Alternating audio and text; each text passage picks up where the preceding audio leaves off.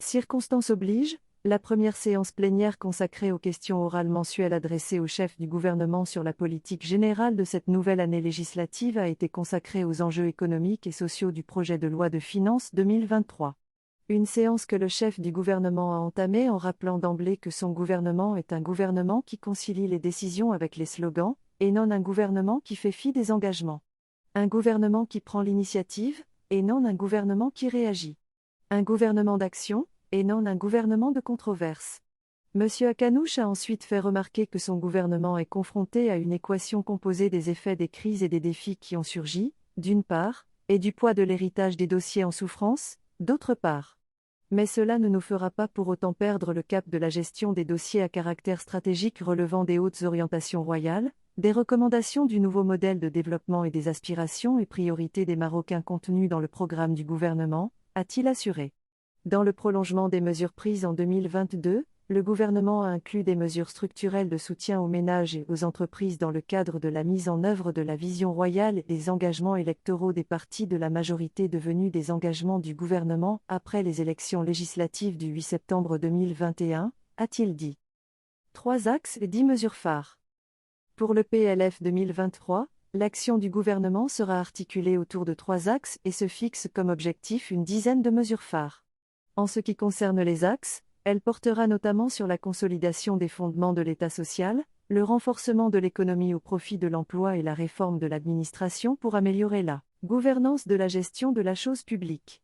Concernant les mesures phares, le PLF 2023 prévoit une dizaine de mesures pour améliorer les conditions de vie de larges couches de la société et les protéger contre les aléas de la vie.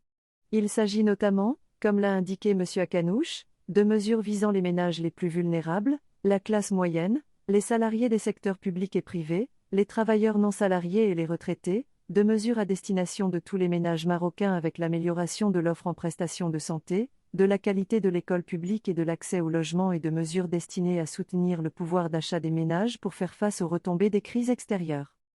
Le PLF 2023 comprend des mesures visant en premier lieu les familles les plus vulnérables, notamment l'ouverture de l'assurance maladie obligatoire à quelques 4 millions de familles en situation de vulnérabilité à partir du 1er décembre 2022, a souligné M. Akanouche, ajoutant que pour une mise en œuvre optimale de ce projet, le gouvernement a alloué dans le cadre de ce PLF une enveloppe de 9,5 milliards de dirhams pour couvrir le coût de la généralisation de l'AMO aux personnes ne pouvant pas payer les cotisations.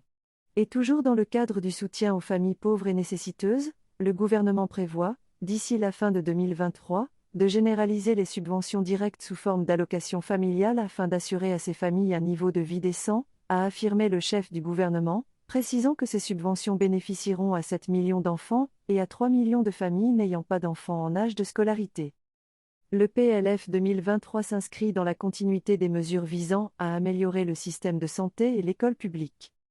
Le PLF 2023 comprend également des mesures visant à poursuivre la réforme du système de santé en continuant à réorganiser le parcours de soins, à valoriser le capital humain dans le secteur public, à mettre à niveau l'offre sanitaire et améliorer sa qualité, ainsi qu'à répartir équitablement les services hospitaliers à travers le territoire national et à poursuivre la digitalisation du système de santé. Quant à l'éducation, le gouvernement, d'après M. Akanouche, va maintenir le cap des réformes visant à remédier au manque d'installations et de personnel qualifié dans le préscolaire, au problème de la déperdition scolaire, à la faiblesse de l'assimilation scolaire, notamment dans le primaire et le secondaire, et à la faiblesse des infrastructures et des équipements dans les écoles. Une réforme requérant un budget supplémentaire de 25 milliards de dirhams sur les 5 prochaines années, à laquelle le gouvernement a consacré 6,5 milliards de dirhams de fonds supplémentaires alloués au secteur dans le cadre du PLF 2023, ce qui va porter le budget consacré à l'enseignement pour l'année prochaine à environ 69 milliards de dirhams. Concernant l'accès au logement, le gouvernement s'est mobilisé pour reconsidérer les conditions d'accès au logement à travers des mécanismes d'intervention innovants, a fait savoir M. Akanouche. Dans le cadre de la prochaine loi de finances, le gouvernement compte apporter une aide financière directe aux acquéreurs, notamment les familles nouvellement constituées, a-t-il précisé.